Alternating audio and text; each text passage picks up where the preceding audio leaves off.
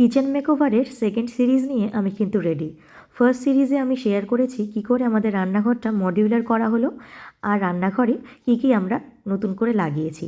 আর এই সিরিজে শেয়ার করব আমাদের যে উডেন র্যাকটা ছিল সেটা আমরা কালার করব আর তার সাথে রান্নাঘরের টাইলসগুলো একটু হোয়াইট ওয়াশ করে নেব।